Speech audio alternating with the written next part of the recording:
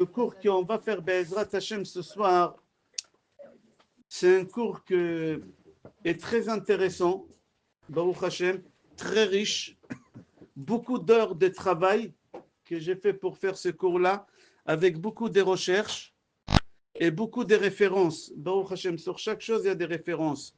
Le cours, il s'appelle Torah et séance. Toute la séance d'aujourd'hui, j'ai été la chercher dans la Torah, que ce soit dans la Torah elle-même, que ce soit dans le Talmud, tous les chas v'shalom, les maladies qu'on peut imaginer, tous les remèdes pour toutes les maladies, et comment le monde fonctionne.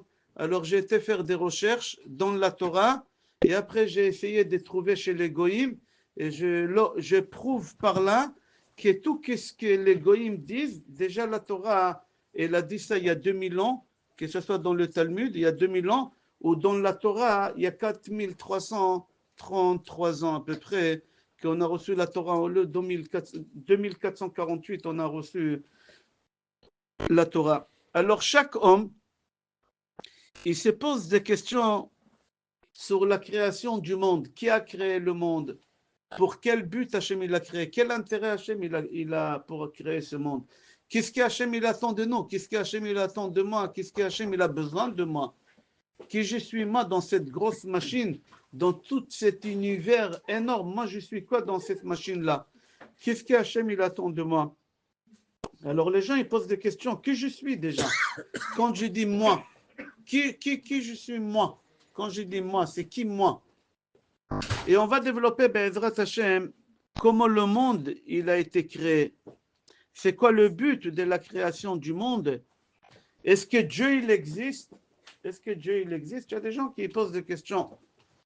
Be'ezrat Hashem, on va répondre sur ces questions, mais avant de répondre sur ces questions, je vais commencer par une histoire qu'on raconte sur un des plus grands scientifiques du monde, c'est un Anglais qui s'appelait Isaac Newton. Isaac Newton, il faut savoir qu'en réalité, les scientifiques, ils ne sont pas croyants. Les scientifiques, ils prouvent, d'après la scientifique, comment le monde, comment les maladies, comment la machine, comment tout marche. D'après la scientifique, eux, ils disent que Dieu, il n'a pas créé le monde. Dieu, peut-être, il a créé le monde, mais il s'est retiré. Il y a un moment que les Grecs, ils disaient que Dieu, il a créé le monde, mais il s'est retiré, il a laissé la nature. Et les scientifiques, ils disent non, Dieu, il n'a pas créé le monde, il a été créé par une boum, et il y avait une explosion, et suite à cette explosion, le monde, il a été créé. Et écoutez une histoire qui s'est déroulée avec Isaac Newton, qui pourtant c'était un des plus grands scientifiques, mais il était croyant, il croyait en Dieu. Il savait que Dieu, il a créé le monde, pardon. Je ne l'ai pas mis en V, pardon. Et il croyait que le monde, Hachem, il l'a créé. Alors regardez, un jour, il a organisé chez lui à la maison une fête. Et qui il a invité? Tous les scientifiques, ses copains, tous les scientifiques de l'époque, tous les physiciens, il les a invités à la maison. Il y a un scientifique très proche de lui, il a dit, dis-moi, Newton, j'ai entendu que tu crois en Dieu. Et d'après ta théorie, c'est Dieu qui a créé le monde. Comment tu peux dire une chose pareille? Tu le sais bien que nous, on ne croit pas que Dieu il a créé le monde. Nous, on ne croit pas à l'existence de Dieu. Si quelqu'un il est malade, il doit prendre tel médicament pour guérir. Sans ça, il ne peut pas guérir. Newton, il lui a dit, viens avec moi dans mon bureau. Et il l'a fait rentrer dans son bureau. Et sur le bureau, il y avait là-bas un petit meuble. Et sur le meuble, il y avait là-bas tout le cosmos, tout ce monde-là en miniature. On voyait le soleil, on voyait la lune, on voyait la terre, on voyait tous les astres. Et il a tiré dans un ficelle et tous les astres, ils ont commencé à bouger. Vous voyez que la terre, elle tourne en elle-même, que le soleil tourne autour de la terre. Tout, comment le monde il fonctionne aujourd'hui, il avait ça sur son bureau, il a tiré un ficelle et tout a fonctionné. Son copain, le scientifique, il était très impressionné. Il a dit, mais qui a fait une chose pareille? C'est quelque chose d'extraordinaire. C'est tout le cosmos, tout le monde entier, il est en miniature comme ça, il marche à la perfection. Qui a fait ça? Newton, il lui a dit, tu sais, Il y a le chien, j'ai un chien et un chat à la maison. Le chien, il a couru derrière le chat. Le chat, il a couru derrière le chat. Et le chat, il a sauté sur un tas de ferrailles que j'ai dans le jardin. Et toute la ferraille, elle s'est envolée. Et quand elle est retombée, voilà comment c'est. Il a dit, mais tu es fou. Il a dit, pourquoi je suis fou? Et il dit, c'est pas possible. Ça, c'est un homme qui l'a créé, ça. C'est pas possible qu'il y ait un chien qui court derrière un chat et toute la ferraille, elle s'envole, tout tombe, et il y a quelque chose d'extraordinaire qui est créé. Newton, il a dit, sur ça, tu ne crois pas qu'un être humain, il l'a créé, mais le monde entier, la vraie, tu dis que c'est pas Dieu qui l'a créé, c'est un boom qui l'a créé. Est-ce que vous avez compris la logique?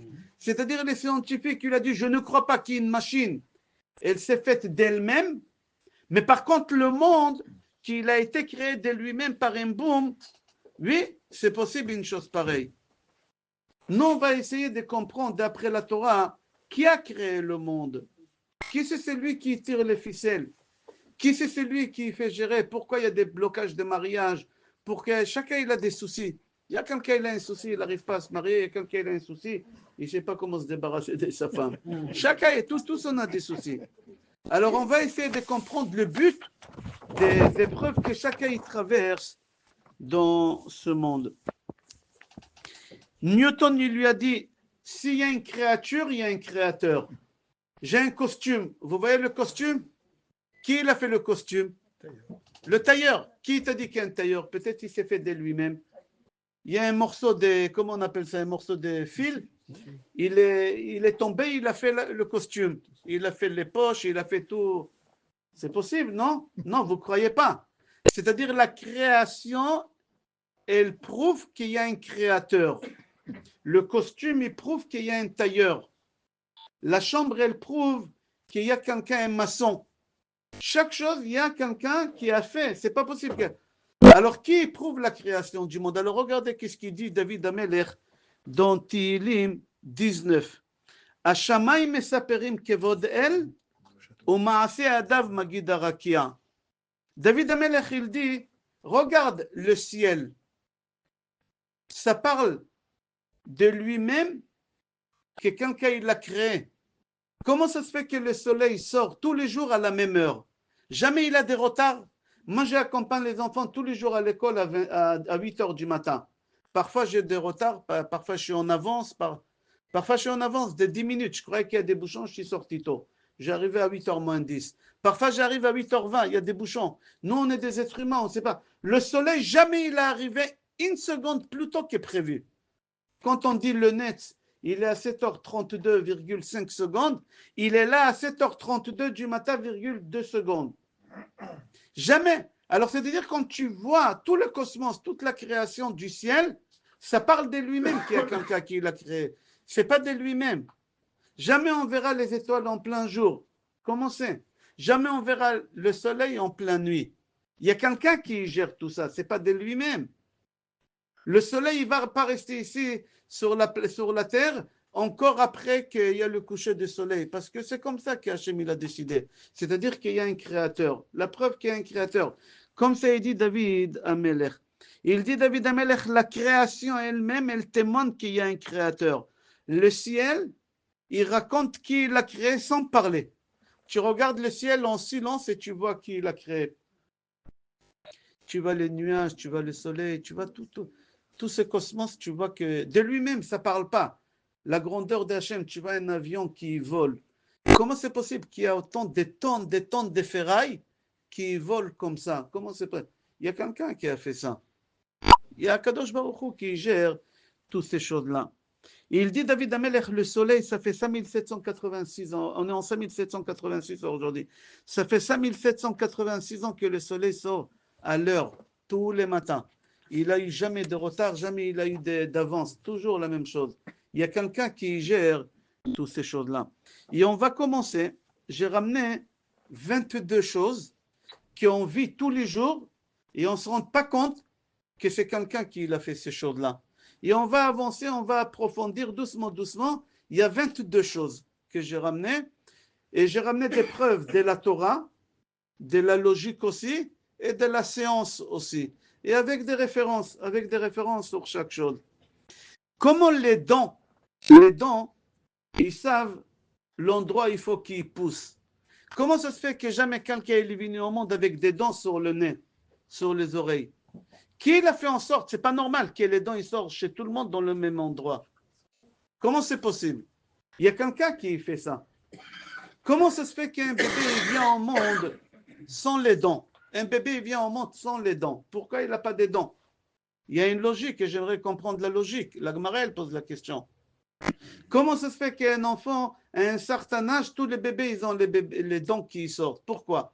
Et quand les dents ils sortent, c'est des dents du lait. Jusqu'à l'âge de 6 ans, et à 6 ans, les dents, ils tombent.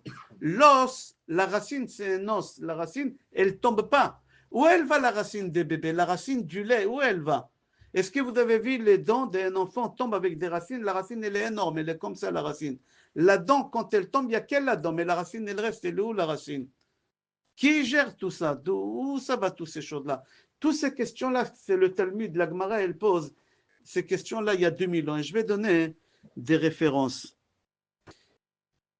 Il dit en plus, la Gemara dit, comment c'est possible qu'on a des dents qui coupent? Vous savez, les dents qui sont dedans, c'est pour couper, c'est des couteaux. Si vous mettez les doigts devant, vous allez mordre, vous allez voir, ça coupe. Derrière, on a des dents qui, on les appelle des mâchoires. Comment ça se fait que les dents des mâchoires, ils sont derrière et jamais il y a un bébé qui est venu à l'envers avec les dents qui coupent derrière et les dents des mâchoires devant? Il y a quelqu'un qui gère toutes ces choses-là. Et pourquoi Hachem, il a fait comme ça? Pourquoi Hachem, il a fait ça? Il dit, viens voir la grandeur de Akadosh Baruch Hu. À l'âge de 6 ans, et une fois dans la vie de l'homme, à l'âge de 6 ans, une fois dans la vie de l'homme, la dent, quand elle tombe, à l'intérieur des gencives, au moment que la dent tombe, le cerveau, il sait, les gencives, ils fabriquent un petit, je crois en français, on dit jus, quelque chose comme ça, qui fait fondre l'os. Est-ce que vous avez entendu parler? Quand on va chez le dentiste pour dévitaliser, alors il va dévitaliser. Il est obligé de rentrer, de percer, d'aller chercher, de tirer. D'accord? Nous, on n'a pas fait ça chez un enfant. Un enfant, quand la dent elle est tombée, c'est pas tombé avec. Où ça part? Akadosh Baruch Hu, il a fait en sorte que chez tous les enfants, à l'âge de 6 ans, au moment que la dent tombe, en même temps, il y a les gencives qui fabriquent un petit jus pour qu'il fait fondre. Et ça part dans le corps. Ça part dans le corps. La grandeur d'Hachem. Comme ça, la Gemara dit. Qu'est-ce qu'ils disent les scientifiques aujourd'hui? Les scientifiques, ils expliquent la même chose comme la Gemara. Ce n'est pas qu'ils ont parti chercher dans la Gemara. Ils ont fait des études, ils ont fait des tests, ils ont arrivé à cette conclusion. Mais nous, la Torah, elle nous a dit toutes ces choses-là. Comment la Torah, elle savait? On va avancer, on va voir. Deuxième chose, ça c'est la première chose. Deuxième chose, quand je mange toutes sortes de viandes, quand la viande, elle arrive chez nous tous dans l'estomac, peu importe quelle viande tu manges, qui fait digérer la viande? Dans l'estomac, on a un jus qui s'appelle suc gastrique. Il fait fondre toutes sortes de viandes. Il n'y a pas une viande qui ne peut pas la faire fondre. C'est quelque chose qu'Hachem il a dit. Comment ça se fait qu'il ne fait pas fondre l'estomac? L'estomac, il est encore avec un morceau, il est fait de chair beaucoup plus fragile que la viande la plus dure que tu peux manger. Tu prends peu importe quelle viande, la plus dure, tu la manges, c'est jus gastrique qui va la faire fondre. Mais par contre, l'estomac en elle-même, il ne la fait pas fondre. Comment ça se fait? Comment ça se fait? La grandeur d'Hachem. La grandeur d'Hachem, Hachem, il a fait ça comme ça. Aujourd'hui, on a dévoilé des choses qui, en réalité, la science, elle a des retards par rapport à la Torah. Nous, quand on voit les rabbinim, on dit c'est des vieux, c'est des anciens, c'est des arriérés, ils ne savent pas utiliser des appareils. Pas du tout. La science, elle a des retards par rapport à la Torah. Combien de choses que la science, elle découvre aujourd'hui, mais que la Torah, elle a parlé de ça déjà, si c'est dans la Gemara, il y a 2000 ans. Si c'est dans la Mishnah, il y a 2000 ans. Si c'est dans la Torah, c'est il y a 4000 ans, 4300 ans dans la Torah. Alors, la Torah, elle a une avance des milliers d'années par rapport à la science. C'est-à-dire la science aujourd'hui, qu'on l'appelle moderne en réalité, elle a beaucoup de retard. Toute la technologie d'aujourd'hui, elle a beaucoup de retard par rapport à la Torah.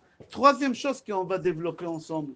J'aimerais vous poser la question, et cette question, c'est la Gemara qui la pose. Donc, Gemara Baba Metzia, et pardon, donc Gemara Rosh Hashanah, page Chafhei 25. Est-ce que quelqu'un y sait combien de temps le mois dure? Un mois, il dure combien de temps? C'est la question de la Gemara. Rabban Gamliel pose la question, il dit combien de temps un mois? Est-ce que quelqu'un y sait? 28, il vient quelque chose. 29 jours. 29, tu dis? Ouais. C'est 29 ou 30 en fait. Ouais. Qui dit 29 jours, il lève la main.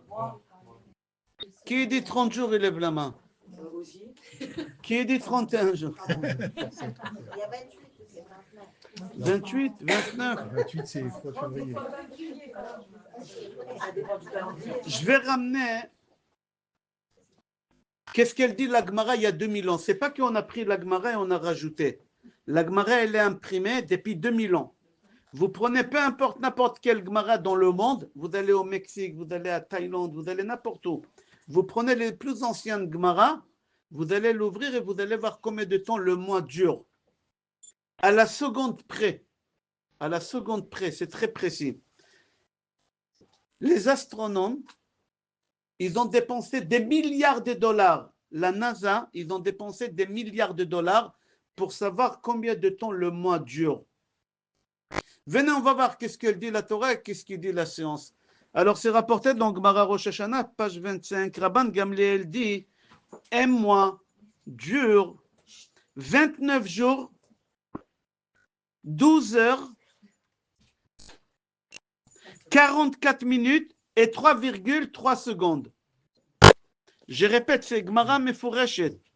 C'est marqué dans la Gemara, il y a 2000 ans, Rabban Gamliel dit, il n'a pas eu peur, il n'a pas hésité. Rabban Gamliel dit que le mois dure 29 jours, 12 heures, 44 minutes et 3,3 secondes. Vous imaginez? Rabban Gamliel, sans réfléchir, sans hésiter, sans avoir peur, il a écrit, il a engagé, il y a 2000 ans. Il n'y a pas longtemps, on a eu tous ces télescopes, Hubble, ça coûte des milliards, ces choses-là. Et ils ont fait des recherches, les scientifiques, combien de temps le mois dure. Ils n'ont pas voulu croire les rabbinim. Ils ont dit les rabbins, c'est des arriérés. C'est n'importe quoi. Ils ont dit ça comme ça, sans appareil, sans rien du tout. Nous, on a des appareils, on a dépensé des milliards. C'est l'argent qui parle aujourd'hui. C'est la cervelle qui parle aujourd'hui. Les rabbins, la Torah, elle n'a pas de cervelle. Venez voir. Les scientifiques, après qu'ils ont dépensé des millions de dollars, le astronome de NASA dit, après des vérifications et des recherches, avec des télescopes qui ont coûté des millions de dollars, ils ont arrivé à une conclusion. Vous vous rappelez combien de temps le mois dure d'après le judaïsme? 29 jours, 12 heures, 44 minutes et 3,3 secondes. La NASA, marqué sur Google tout à l'heure, la NASA dit combien de temps le mois dure? 29 jours, 12 heures, 44 minutes et 3,2 secondes. Infraction de seconde. Eux, avec des milliards de dollars, ils ont dépensé pour arriver à quoi? À la même conclusion. Qui, d'après vous, il a raison? Les rabbinim, la Torah ou les scientifiques? Bien sûr, la Torah. Eux, ils ont arrivé à 3,3 secondes sans aucun appareil. D'où Rabban Gamliel, il savait ça? La Gemara, elle pose la question, ils lui ont dit, d'où tu savais ça? D'où tu sais? Tu nous donnes à un centième de seconde avec une précision, il y a 2000 ans. Il leur a dit, Kach mekoublani mi bet aviv, ve aviv, me aviv, ve aviv, me aviv, ad Moshe Rabbeinu. Mon père, il a appris ça de son père, et son père de son père, et son père de son père, son arrière, jusqu'à Moshe Rabbeinu. Moshe Rabbeinu, quand il est descendu du ciel, il a dit à Hachem, il m'a dit que le mois dure 29 jours, 12 heures, 44 minutes et 3,3 secondes. C'est Hachem qui l'a dit. Comment Hachem il sait? Parce que Hachem, il l'a créé. Si le portable, il tombe en panne, qui c'est la meilleure personne qui peut le réparer? Samsung. C'est lui qui l'a créé. C'est lui qui l'a créé. Si tu vas chez quelqu'un qui répare des portables, il ne saura pas le réparer comme Samsung. Parce que c'est Samsung qui l'a créé. Le créateur, il n'y a pas mieux que lui. Une table, elle est cassée. La meilleure personne pour réparer la table, c'est qui? C'est un menuisier, c'est lui qui l'a créé la table. C'est lui qui l'a fabriqué la table. Akadosh Baruch Hu, qui a créé le monde, il a dit à Moshe Rabbeinu, et Moshe Rabbeinu, il a transmis à Yoshua ben Nun, et Yoshua ben Nun, il a transmis aux anciens, et les anciens, ils ont transmis aux prophètes, et les prophètes, ils ont transmis aux sages, et les sages, ils ont transmis des pères en fils jusqu'à aujourd'hui. Qui t'a appris aujourd'hui comment on fait Pessah? Tu te rappelles ton père, comment il faisait à table? Et ton père, comment il savait? Parce que son père, il lui a dit, et son père, comment il savait? C'est son grand-père. Et c'est comme ça, c'est la transmission. Alors, je répète, la troisième chose qu'on a développée ensemble, combien de temps le mois dure? Regardez la grandeur de la Torah. Regardez la grandeur du judaïsme. Regardez la grandeur de Hachem. La preuve de l'existence que c'est Akadosh Baruch Hu qui a créé le monde. Et pas comme les scientifiques disent. La Gemara dit, combien de temps le mois dure? Amar Rabban Gamliel, Kar mekublani mi bet avi avi Abba. Mon père, il a reçu de son père et son père, de son père, de son père, de son père. Un mois dure 29 jours, 12 heures, 44 minutes et 3,3 secondes. La NASA, aux États-Unis, ils ont fait des recherches pendant 70 ans. Comme ça, il dit le chef astronome de la NASA. 70 ans, ça nous a pris. On a dépensé des millions de dollars pour arriver à une conclusion. Dommage, donne-nous l'argent. On aurait fait des synagogues, on aurait payé des rabbins, ils ont fait des recherches. Si les rabbins ils auraient fait des recherches sur le cancer, ils auraient trouvé les médicaments depuis longtemps. Eux, ils dépensent des milliards. Vous allez voir, on va parler de ça tout à l'heure. Des milliards pour arriver à quoi? À zéro. Ils n'ont rien trouvé. Les gens, ils meurent tous les jours. Hachem Yatzileno. Hachem Yatzileno. 29 jours, 12 heures, 44 minutes et 3,2 secondes. Comme ça, la NASA, elle a dit. Quatrième chose que j'aimerais développer avec vous, la forme de la Terre. Nous, on est dans la Terre. C'est quoi la forme de la Terre? La forme de la Terre, venez, on va voir d'abord la Torah, qu'est-ce qu'il dit. Qui c'est la Torah? Je parle de Rabbi Shimon Bar Yochai, je donne des références. C'est quoi la forme de la Terre? Toujours, les scientifiques, ils ont dit que la Terre, elle est plate. Jusqu'à il n'y a pas longtemps, je ne sais pas si vous avez fait des études à l'université, jusqu'à il n'y a pas longtemps, jusqu'à Galiléo, ils ont dit que la Terre, elle est plate. Et la Terre, elle est posée sur le dos des 3 éléphants. Comme ça, les goïms, ils disaient à l'université, ils enseignaient ça dans le livre. Sur le dos des 3 éléphants, et les 3 éléphants, ils sont sur le dos d'une tortue. Et quand un éléphant, il bouge la queue, il y a un tremblement de terre. Comme ça, les scientifiques, ils disaient. Et sans avoir honte, ils enseignaient ça. Dans les facultés, ils enseignaient ça chez tout le monde. Venez voir la Torah, qu'est-ce qu'elle dit. Personne il a rêvé, jusqu'à il n'y a pas longtemps, que la Terre elle est ronde. La Terre elle est ovale. Et la Terre elle est ovale, et elle tient sur quoi? Sur quoi la Terre? Sur rien. C'est marqué Tole Eretz al Belima. La Terre elle est suspendue sur rien. Les goïms ils ont dit c'est pas possible que la Terre elle est suspendue sur rien, elle va tomber. Il y a la force de l'attraction. La Terre elle va tomber, c'est pas possible. La Torah, elle dit Tole Eretz al Belima. La terre, elle tient sur rien, il n'y a rien en bas de la terre. Et ils se sont moqués de nous, les scientifiques, pendant des années. Venez, on va voir qu'est-ce qu'il dit Job. Job, il dit dans chapitre 26, Pasuk 7, la terre, elle tient sur rien. Il y a un vide autour de. S'il vous plaît, la terre, elle était. Ça m'a pris 6 heures pour préparer ce cours-là. Il est témoin, il m'a vu, il était avec moi aujourd'hui. 6 heures, c'est beaucoup d'heures. Plus tard, les sages grecs, ils ont commencé à comprendre que la Terre elle est ronde. Que la Terre elle est ronde. Et depuis qu'ils ont découvert que la Terre elle est ronde, ils ont découvert l'Amérique à peu près il y a 500 ans. C'était dans les années 1492.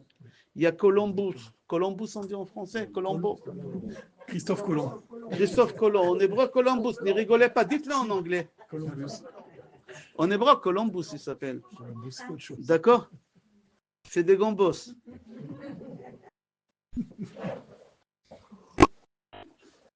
Il a voulu arriver en Inde, mais il a dit, au lieu d'aller par l'est, je vais aller par l'ouest. Et en fin de compte, en faisant ça, il a découvert deux choses. L'Amérique, et en même temps, il a découvert que la Terre, elle est ronde. C'était une des premières personnes au monde. Mais il n'a pas dit ça à personne. Mais venez, on va voir qu'est-ce que la Torah dit. Ça, c'est les scientifiques. Ils ont dit la Terre, elle est plate. Quand tu marches, tu arrives au bout, tu tombes dans un vide. Comme ça, ils disaient. Elle est sur le dos des trois éléphants. Comme on a dit, les trois éléphants, ils sont sur le dos d'une tortue. Et quand tu as un éléphant, c'est marqué dans l'encyclopédie, les anciennes encyclopédies, chez les Goïms, ils enseignaient ça. Venez, on va voir qu'est-ce qu'il dit le Zohar HaKadosh, il y a 2000 ans, dans son livre Sefer Vayikra, page 10. Il y a 2000 ans, Rabbi Shimon Bar Yochai, regardez la précision qu'il donne. Vous allez tomber par terre, vous pouvez le lire, je l'ai vu aujourd'hui dans le Zohar HaKadosh. Il dit, la terre, c'est comme un ballon. C'est comme un ballon. Il a dit, il y a des gens qui habitent en bas, il y a des gens qui habitent en haut, il y a des gens qui habitent à droite, à gauche. C'est ça la terre. La terre, elle est ronde, il y a des habitations partout. Et il dit, les gens qui habitent en bas, ils ne tombent pas. Il parle de quoi? La force de l'attraction. Il dit qu'ils sont attirés, ils sont aspirés, ils sont attachés à la terre. Et il dit, Rabbi Shimon Bar Yochai, et tous les gens sur la planète, ils sont différents des couleurs de la peau. Nous, on ne savait pas que les Noirs, ils existent, que la peau rouge, les Indiens, ils existent. On ne savait pas il y a 500 ans. On ne savait pas ça. Et il dit, il y en a que la forme des yeux, ils sont différentes. Et tout ça, ça vient à cause des climats de l'endroit où ils habitent. Ce n'est pas les mêmes climats. Rabbi Shimon Bar Yochai, il y a 2000 ans, il dit que la terre, elle est ronde. Il y a des gens qui habitent partout. Et les gens, ce n'est pas les mêmes personnes. Ce n'est pas la même couleur de peau. Il y a jaune de peau, il y a rouge de peau, il y a blanc de peau. Il y a toutes les couleurs. Il y a les noirs, il y a tout ce que vous voulez. Et tout ça, grâce à quoi? Ce qui fait ces choses-là, c'est le climat de l'endroit. Et les gens, ils habitent dans des endroits, sur ces ballons, ils ne tombent pas dans les vides. Moi, si je prends un ballon, voilà, ça c'est un ballon. Je mets ici quelque chose. La chose, elle va tenir. On est d'accord, c'est normal. Mais si je mets ici la chose, est-ce qu'elle va tenir? Non, elle va tomber. Si je la mets là, elle tient? Non, elle tombe. Et pourtant, Rabbi Shimon Bar Yochai, d'où il a eu cette sagesse de dire, sur le ballon, partout où il y a des gens, ils ne tombent pas. Il dit, il y a une force dans la Terre qu'on l'appelle aujourd'hui en langage scientifique la force de l'attraction. Et c'est comme ça que les gens, ils tiennent partout. Il continue de dire Rabbi Shimon Bar Yochai, il dit quand les gens qui habitent ici, ils ont la lumière, les gens qui habitent l'autre côté, ils ont la nuit. Qui savait ça il y a 2000 ans? Il n'y a pas longtemps, on ne savait pas ça encore. Il y a 500 ans, on ne savait pas. À l'époque encore des Galiléo, on ne savait pas ces choses-là. Il dit Veyesh makom shayom aror bo velo yimatze bo laila ela zman mu'at. Rabbi Shimon Bar Yochai dit il y a des endroits sur la terre que la nuit elle est très très longue. Elle peut durer 6 mois. Et quand il y a le jour, c'est quelques instants. La jour elle vient et après la nuit elle revient. Un an de nuit. Un an. Qui savait ça? Moi je ne savais pas ça jusqu'à il n'y a pas longtemps. Moi je n'ai pas fait l'école Goy, mais moi je ne savais pas ça. Mais le Zohar HaKadosh, Rabbi Shimon Bar, il dit clair, prenez Rabbi Shimon Bar Yochai. On n'a pas pris aujourd'hui les Zohar et on a rajouté et on a imprimé. On n'a pas fait ça. On n'a pas fait ça. C'est depuis 2000 ans, c'est des choses qui sont extraordinaires, il dit Rabbi Shimon Bar Yochai. Je continue. La terre, elle tourne sur elle-même le contraire de l'aiguille d'une montre. Est-ce que quelqu'un sent que la terre, elle tourne là? Là maintenant, si je tourne la table à une vitesse, rien, même pas 1 km/h, rien, c'est rien. Nous, on marche moyennement à une vitesse de 7 km/h. Nous, on marche. Je tourne là, tout il va tomber. Comment ça se fait que la Terre, elle tourne 1700 km/h, 1700 km/h? Vous savez, c'est quoi la vitesse? Un avion, il vole à peu près à 900 km/h, un avion. Et quand il y a des turbulences, tout tombe. Normalement, tout il doit tomber ici sur Terre. Les océans, ils doivent. Là, si je prends le verre, il est rempli d'eau, je fais comme ça, un peu doucement, tout le verre, il va se renverser. Comment ça se fait que les océans ne se renversent pas? Comment ça se fait que les immeubles ne tombent pas? La Terre, elle tourne à 1700 km/h. Mistovev al-Tsiro, comme ça dit le Zohar HaKadosh, il y a un axe, il tourne sur son axe, il est à peu près penché à 25 degrés. Qui savait ça? Et il dit, grâce à ça, on a les 4 saisons. Comment ça se fait qu'on a les 4 saisons? Il est le contraire de l'aiguille. L'aiguille d'une montre, c'est comme ça, mais à 1700. Comment c'est possible? D'où il savait ça, Rabbi Shimon Bar Yochai? Est-ce qu'il est sorti de la terre, il a volé pour voir tout ça? Comment il savait c'est quoi 1700 km? 1700 km/h. D'où Rabbi Shimon, il savait toutes ces choses-là. Que la terre, elle est penchée, elle est inclinée à 23,5 degrés. Comme ça, il dit, 23,5 degrés. D'où il savait Rabbi Shimon Bar Yochai toutes ces choses-là. Venez, on va faire un résumé sur ce Rabbi Shimon Bar Yochai parce qu'il est très intéressant. Il est très intéressant. Et il dit Rabbi Shimon Bar Yochai, la terre, elle est ronde. La terre, elle tourne sur son axe à une vitesse de 1700 km/h. Le contraire des montres d'aiguille d'une montre. Il y a des habitations en bas, en haut et sur le côté. Il parle de la force de l'attraction. D'accord? Et il dit quand ceux-là, ils ont le jour en bas, ils ont la nuit. Quand ceux-là, ils ont la nuit, eux, ils ont. Et il y a une raison pourquoi il explique, mais ça ne nous concerne pas. Pourquoi? Ça ne nous concerne pas, mais il explique. Rabbi Shimon Bar Yochai. Et il dit il y a des endroits que le jour il dure pendant 1 an, ou la nuit parfois elle dure pendant 1 an. D'où il savait ça? Est-ce qu'il est parti en Greenland? En hébreu, ça s'appelle Greenland. Est-ce qu'il est parti là-bas pour voir ces choses-là? Non, on ne savait pas. Je suis sûr qu'il y a beaucoup de gens qui ne savaient pas ça à notre âge. D'où il savait ça, Rabbi Shimon Bar Yochai? Et il dit Rabbi Shimon Bar Yochai, Vechokma zon nimsera lechachme Torah, velo lamad merka. Rabbi Shimon Bar Yochai dit, j'ai pas fait l'école. J'ai pas fait des études de philosophie, d'astronomie. J'ai pas fait toutes ces choses-là. On n'a pas le droit, nous les juifs. Comme c'est Rabbi Shimon Bar Yochai. Tout ça, je l'ai obtenu de la Torah. J'ai fait des recherches de la Torah que Moshe Rabbeinu nous a transmis et c'est dans la Torah. C'est caché dans la Torah. Nous, quand on lit la Torah, nous, on voit comme ça. Mais il y a des codes. Et Rabbi Shimon Bar Yochai, il savait comment dévoiler ces codes-là. Comme ça, il dit. Vous imaginez la force de ce que je viens de vous dire? Normalement, vous devez être scotché. La terre, elle est ronde. Qui savait que la terre, elle est ronde il y a 500 ans? Personne ne savait. Que la terre, elle tourne à 1700 km/h, il n'y a rien qui tombe, il n'y a rien qui bouge. Personne ne se rend pas compte. Pour quelle raison? Pour quelle raison? Venez, on va avancer. La 5e chose. Quand Hachem il a créé le monde, combien de continents Hachem il a créé? Hein? Non, il n'y en avait pas, c'était un seul. Combien? Un seul. C'est marqué, on a lu il n'y a pas longtemps. Bereshit bara Elohim et Hashamaim ve'et. C'est quoi Haaretz? La terre, un continent. Combien de continents on a aujourd'hui? 7. 7.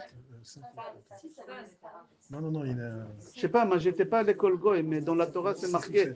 Dans Job c'est marqué qu'il y en a 7. Et moi je fais confiance à la Torah. Job il dit, je vous donne des références, il dit à 7 continents. Alors c'est une contradiction. Dans Sefer Bereshit c'est marqué qu'Hachem il a créé un seul continent. Yabasha c'est marqué. Job il dit qu'il y a 7 continents. Comment c'est possible? Alors venez, on va voir. C'est marqué dans Sefer Bereshit chapitre 1, pasuk 9.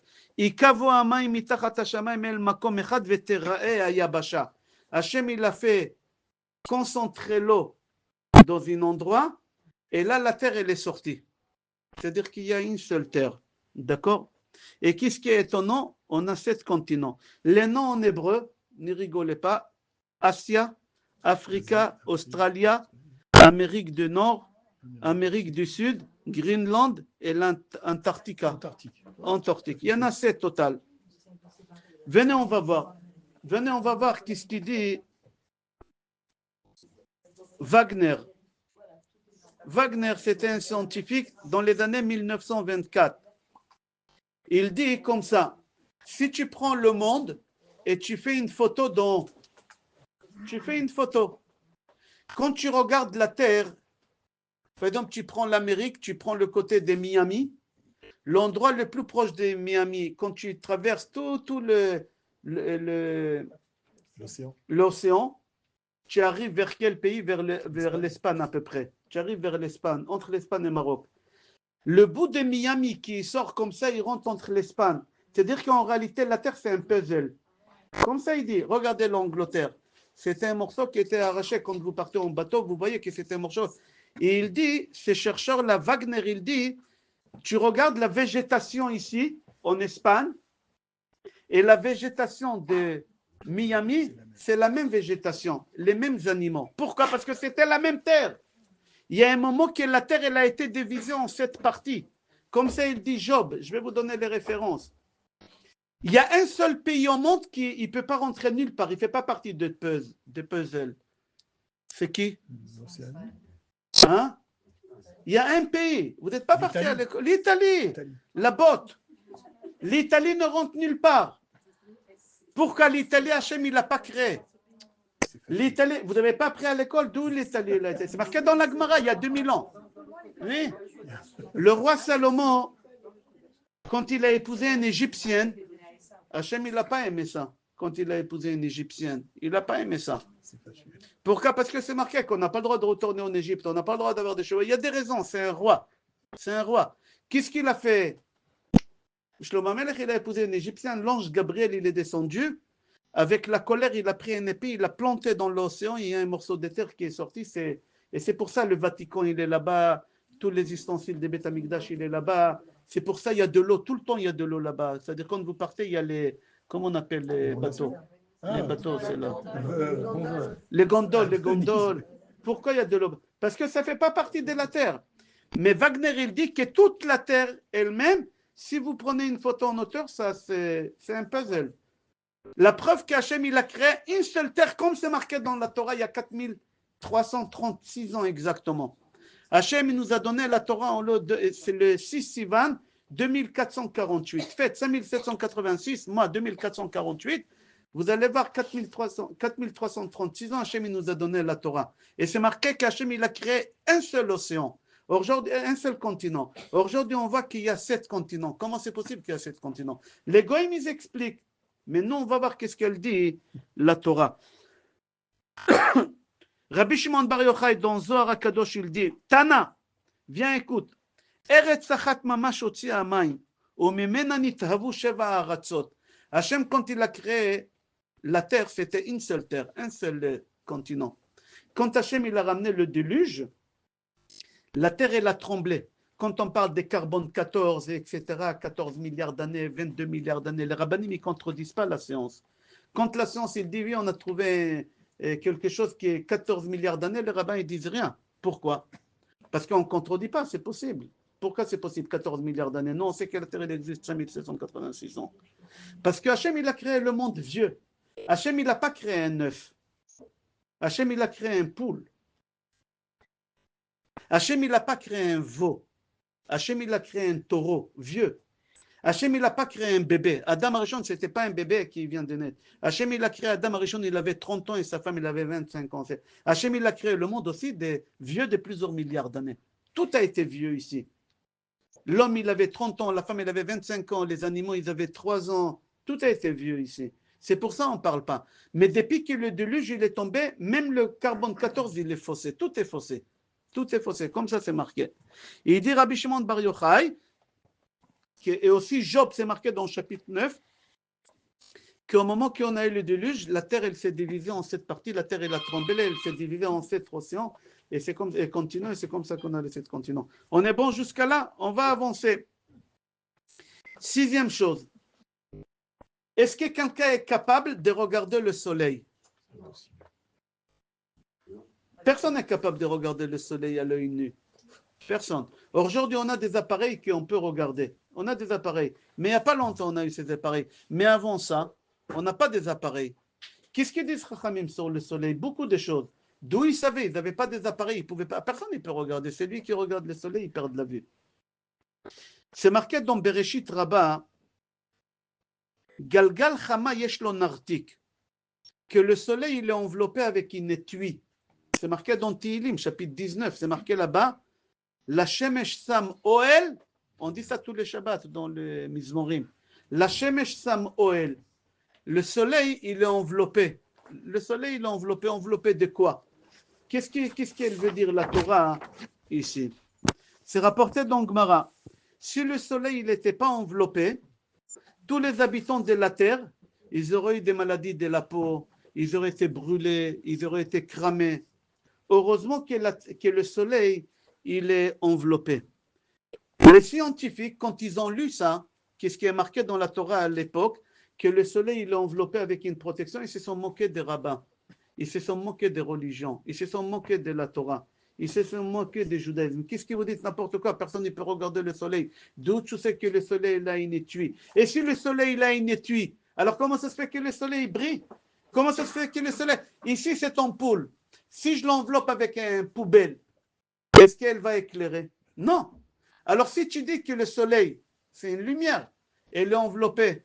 Comment ça se fait qu'elle est claire? Les goïms, les scientifiques, comme ça, ils ont posé la question. Alors, venez voir qu'est-ce qu'il dit Dr. Vital, c'est un astronome juif en Angleterre. Un astronome, il s'appelle Vital, un astronome juif. Et il dit, il faut que tu saches que le Soleil, il a 3 zones. Il y a le centre du Soleil, ça s'appelle le noyau du Soleil. Vous avez appris à l'école combien le noyau du Soleil de degrés de 15 millions de degrés. Vous imaginez? L'épaisseur du Soleil, d'accord, il arrive autour du Soleil, combien de degrés? C'est pas moi que je l'ai dit, je n'étais pas à l'école juive, c'est la Gemara. Comment la Gemara, elle sait qu'il y a au centre 15 millions de degrés? Comment la Gemara, elle sait à 2000 ans? Pas la Gemara, Rabbi Shimon Bar Yochai. Il dit autour du Soleil, c'est-à-dire avec l'épaisseur de 15 millions jusqu'à ce que ça arrive ici, combien de degrés il y a? Il y a 6000 degrés. Et ces 6000 degrés, ils arrivent à la Terre. Combien il fait ici aujourd'hui? 25, 27, ça dépend. L'été, l'hiver, on va dire l'été 30 degrés, l'hiver il fait 13, 14, ça dépend où tu es, à Canada ou ici. D'accord? Ça dépend. Comment ça se fait que la vitesse de la lumière, elle est très très rapide, 300 000 km à la seconde. Comment ça se fait qu'elle a refroidi? Vous savez pourquoi? La Torah dit parce qu'il y a une couche qui empêche au rayon du soleil d'arriver et d'échauffer la terre, qu'elle refroidit, après ça arrive ici. Les goïms, ils se sont moqués de nous. Aujourd'hui, les scientifiques, ils disent la même chose. Comment on appelle cette enveloppe-là chez les goïms? La couche d'ozone. Quand il y a un trou dans la couche d'ozone, il y a des maladies. Alors tout de suite, on dit il faut arrêter de faire marcher les usines, il faut arrêter les voitures, il faut arrêter des trucs, il faut arrêter ça. L'épée des vaches, ils ont dit aussi, ça fait un trou dans la couche d'ozone. C'est marqué, oui. L'épée des vaches, ça fait beaucoup de... Comment ça se fait? Les goïms, ils parlent de ça aujourd'hui, ils ont découvert ça, mais c'est marqué dans la Torah. C'est marqué dans la Torah. Rabbi Shimon Bar Yochai, il parle de ça. Alors on se pose la question, est-ce que la Torah, elle a été donnée par Hachem ou elle a été inventée par un homme? Muhammad, dans les années 610, il est rentré dans une grotte. Il est resté là-bas 3 ans avec un juif qui lui a écrit le Coran. En 613, il est sorti, il a dit Dieu il s'est dévoilé à moi dans la grotte et il m'a donné, voilà, il a donné, que des conneries il lui a donné là-bas. C'est un juif qui a parlé beaucoup de Jérusalem, il a parlé beaucoup d'Israël, il a parlé beaucoup des juifs, mais n'importe quoi il y a dedans, d'accord? Lui, il savait ni lire ni écrire, il était bête, comme ça c'est marqué chez nous dans nos livres. D'accord? Rav Brandt, il a écrit un livre extraordinaire sur ça. Les Goïm, le Nouveau Testament, à Mavdil, etc. Non, Akadosh Baruch Hu, il a donné à Moshe Rabbeinu la Torah devant tout le monde, en plein jour, pas en cachette, dans une grotte, devant le monde entier. Tout le monde, il savait, le monde entier, il savait. Le monde entier, il savait. L'école Shofar, Oler, Bechazek, mais tout le monde, il savait ça. Le monde entier, même les Goïm, ils ont parti voir Bilam. Bilam, il était là, c'était prophète chez les Goïm, ils ont dit, qu'est-ce qui se passe? Il leur a dit, Adonai, Oz, l'amo, iten, Hachem, il donne la force aux Juifs, il est en train de leur donner la Torah. Les Goïm, ils savaient ça. Alors la Torah, Hachem, il nous a donné, quand Hachem nous a transmis la Torah, il nous a donné aussi tous les codes de la création, comment il a créé, comment ça fonctionne, comment ça marche, jusqu'à aujourd'hui. Venez, on va avancer au 7e chose. Est-ce qu'un fœtus, je ne parle pas d'un bébé qui est formé déjà, je parle d'un fœtus de 3 semaines, est-ce qu'il entend? Est-ce qu'il sent l'odorat? Sa mère, elle fait préla, comment ça s'appelle ça? Mlochia. Est-ce qu'il sent? Est-ce qu'il sent l'odorat de sa mère, un bébé? Il y a 2000 ans, c'est marqué dans la Gemara, il y a 2000 ans, un bébé, il entend. Un bébé, quand il sort devant de sa mère, vous savez, prenez un bébé aujourd'hui, il pleure, comment on le calme? On lui chante une mélodie. Pourquoi quand on chante une mélodie à un bébé, il se calme? Parce que lui, il se rappelle quand il était dans le ventre de sa mère, il avait un ange qui lui chantait. C'est marqué comme ça, Rav Nachman de Breslev dit. Prenez un bébé qui pleure, chantez, ça le calme. Pourquoi? Parce que dans l'autre monde, il n'y a que des chansons. Quelle simcha? C'est pas comme ici. Ici, il y a que le stress, l'anxiété, des phobies. Ici, qui ont la mort tous les jours à Shemet, non. Non, c'est pas comme ça qu'il faut. C'est un vrai juif, c'est que dans la simcha. Quelle la musique? Tout le temps la musique. Les chants, c'est comme ça. Où il se trouve la musique dans le ciel? Dans quel ciel? Alors, dans quel ciel? 6e cieux. Pourquoi? Vous savez, il y a 7 cieux. Il y a Shamaïm, il y a Rakia, il y a Vilon, et il y a le 6e, il s'appelle Maon. Maon, c'est là-bas où il y a la musique, tout le temps.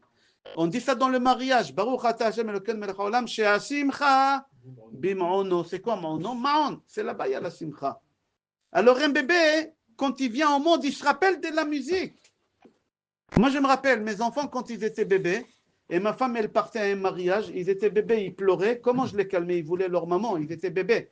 Je prenais une robe de ma femme et je mettais dans leur lit. Ils sentaient l'odeur, ils croyaient que leur mère elle est à côté, ça les apaisait. Oui, ils sentaient. Les bébés, ils sentent.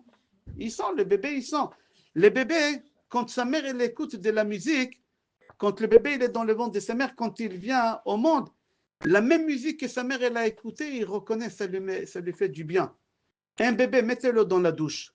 Remplissez la douche avec de l'eau chaude, ouvrez le robinet, ça le calme, il dort, il sourit, il voit des anges. Pourquoi? Parce qu'il croit qu'il est dans le ventre de sa mère, il entend le bruit de l'eau de placenta que sa mère il avait où il était. Alors le bébé, il entend, le bébé, il se rappelle, il a la mémoire. Les goïms, ils se sont moqués de nous il y a 2000 ans. Quand ils disaient, c'est une Mishnah, donc Maranida. Là-bas, la Mishnah, elle dit, elle ramène des preuves, on n'a pas le temps de développer ça. Qu'un bébé, il entend, il a l'odorat, ils ont dit, mais non, les goïms, ils se sont moqués, ils ont dit, mais non, un bébé au début, c'est un gouche bassard, c'est un morceau de chair, c'est tout. C'est un muscle. Il n'entend pas, il ne parle pas, il ne voit pas. De quoi vous parlez, vos bêtises? Ils se sont moqués de nous. Ils se sont moqués de nous. Et aujourd'hui, qu'est-ce qu'ils disent les scientifiques? Qu'un bébé, il entend quand il est dans le ventre de sa mère. Quand il y a une dispute entre les parents, le bébé, il est stressé. Quand il va sortir, il aura une maladie avec lui. Shalom, une maladie de stress, d'anxiété. Depuis le ventre de sa mère, il a ça. Et comme ça, les goïms, ils disent. Et tout ça, c'est marqué dans la Torah. D'accord? Aujourd'hui, avec l'échographie, maintenant le bébé, quand il est dans le ventre de sa mère, où il se trouve dans le ventre de sa mère? Alors, Rabbi Shimon Bar Yochai dit, dans la Gemara, c'est marqué, un bébé dans le ventre de sa mère, il est fermé comme un portefeuille. Un portefeuille, il est plié en trois. Le portefeuille d'avant, il est plié en trois. Un bébé, il est plié en trois. C'est quoi plié en trois? Rabbi Shimon Bar Yochai dit que les genoux, ça s'appelle, le genou, il touche la joue. Les talons, ils touchent les fesses. Vous voyez le bébé, comment il est? Comment tu savais ça? Rabbi Shimon Bar Yochai, il y a 2000 ans, il nous explique comment le bébé, il est plié dans le ventre de sa mère. Il dit le genou, il touche les joues, les talons, ils touchent les fesses, et les mains, ils sont courbées, ils flottent dans le ventre de sa mère. D'où tu sais ça? Il n'avait pas d'échographie. Et aujourd'hui, quand on va l'échographie 3D, on va exactement comme c'est marqué. Et il dit au début de la grossesse, le bébé, il est en haut, il y a 3 parties dans le ventre de la femme. Après, il descend. Quand il est au milieu, au 7e mois, 8e mois, il se retourne à l'envers et il descend en bas. Il se prépare. Comme ça, il dit Rabbi Shimon, d'où tu savais le bébé à l'envers, le bébé à l'endroit, en haut. Tout qu'est-ce que sa mère, elle mange, lui, il mange. Tout qu'est-ce que sa mère, elle boit. Il ne fait pas caca, il ne fait pas pipi. D'où tu sais qu'il ne fait pas caca? Tu es parti lui changer les couches. Rabbi Shimon Bar Yochai, elle dit un bébé dans le ventre de sa mère, il ne fait pas ses besoins. D'où tu sais ça? Les goïms, ils se sont moqués de nous. Ils ont dit, mais non, le bébé, il ne vit pas avec la mère, elle mange un steak. Il mange le steak, il mange l'après là, il mange l'après là. C'est marqué, oui, il mange. Mais comment? Viens, on va dire qu'il mange. Ou il fait sortir, qu'est-ce qu'il mange? Non, il ne fait pas sortir, il fait qu'à rentrer. C'est pas possible. Et pourtant, aujourd'hui, ils sont d'accord, ils sont d'accord avec nous. Venons, on va parler de 8e chose. Il n'est pas très sympathique, mais il faut parler de ça. Et moi, je parle mal le français, alors je ne sais pas si... Je vais parler vulgairement. Les règles d'une femme, pourquoi, comment ça marche, d'après la Torah. Il dit, une des bases du judaïsme, c'est la mitzvah de la pureté familiale. La pureté familiale. C'est quoi la pureté familiale? La Gemara dit comme ça. Après 4 ou 5 jours de saignement, d'accord, après que la femme elle est sûre et certaine qu'elle est propre, qu'elle a fait des vérifications, alors elle commence à compter 7 jours, qu'on l'appelle 7 jours de propreté. Les 7 jours de propreté. Et 11e ou 12e jour, elle va se tromper en mikvé, et là, elle a le droit d'aller avec son mari. C'est quoi cette histoire-là? Pendant cette période-là, la Gemara dit, si une femme elle a des relations avec son mari, pendant cette période-là de 11 jours, elle va développer des maladies de l'utérus. Comme ça, c'est marqué dans la Gemara. C'est quoi ça? La Gemara dit que l'utérus de la femme pendant les 11 jours, c'est une éponge. Une éponge, elle absorbe tout liquide. Il dit l'utérus de la femme, elle absorbe tout microbe qui existe. Si un homme il va avec sa femme quand elle est là dans les 12 jours, elle va absorber des microbes et elle va tomber malade. Cette femme, des maladies mortelles. Des maladies mortelles, comme ça c'est marqué. Cette halakha, elle a l'air un peu bizarre. Attends 12 jours, si tu n'attends pas 12 jours, des maladies et pas des maladies. Aujourd'hui, les scientifiques, dans l'ère moderne, aujourd'hui, les scientifiques, ils disent c'est quelque chose de génie. Au début, ils se sont moqués de nous. Même les goïms, il y a beaucoup de goïms qui respectent ça. Ils ne vont pas au mikvé, mais ils ne touchent pas leur femme pendant cette période-là. Même les goïms, pourquoi? Parce que les goïms, ils expliquent, demandez à des gynécologues goïms, ils vont vous expliquer. J'ai trouvé dans un journal médical of London, il dit comme ça, que les chercheurs de cancer de l'utérus, ils ont dit que chez les juifs religieux, le taux de cancer de l'utérus, il est presque inexistant. Une femme religieuse, qu'elle va au mikvé, jamais elle aura le cancer de l'utérus. Comme ça, les goïms, ils disent. C'est marqué dans le journal officiel médical of London. C'est un journal officiel, comme ça c'est marqué. Pourquoi? Ils expliquent les goïms, parce qu'ils font attention pendant cette période des 11 jours. Et celui qui ne fait pas attention pendant cette période, alors il développe des maladies de cancer de l'utérus qui est mortel. C'est exactement ce qu'il dit, la Gemara il y a 2000 ans, que celui qui ne respecte pas ça, alors la femme elle peut avoir des maladies parce que l'endroit il est comme une éponge et elle va développer des maladies. Est-ce que vous comprenez la grandeur de la Torah, la grandeur de Hachem? Venez, on va avancer, 9e chose. En français, ça s'appelle coagulation du sang. Je me coupe Chas Shalom ici, il y a du sang qui coule, je ne panique pas. Je prends un peu d'alcool, je fais comme ça, le sang il se coagule. Comment le sang il se coagule? Le foie, tout de suite il reçoit un message dans le cerveau qui est dans la main à cet endroit, il faut envoyer des produits pour coaguler le sang. Et comme ça le sang il stoppe, il ne sort pas, il se coagule. On est d'accord? La Torah, elle nous a demandé de faire la Brit Mila à un enfant à 8 jours. Pourquoi 8 jours? Pas pourquoi 7 jours. La hadith, si on fait la Brit Mila à un enfant à 7 jours, il y a 98% de chances qu'il va mourir. Il va se vider de son sang. Pourquoi il va vider? Quel rapport? 24 heures d'écart entre 8e jour et 7e jour. 8e jour, il ne va pas mourir. Et 7e jour, il va mourir. Qu'est-ce qui se passe pendant cette période-là? Regardez la Torah il y a 4000 ans. Regardez la Torah, qu'est-ce qu'elle dit à 4000 ans et regardez qu'est-ce qu'ils disent les scientifiques. Les scientifiques disent comme ça.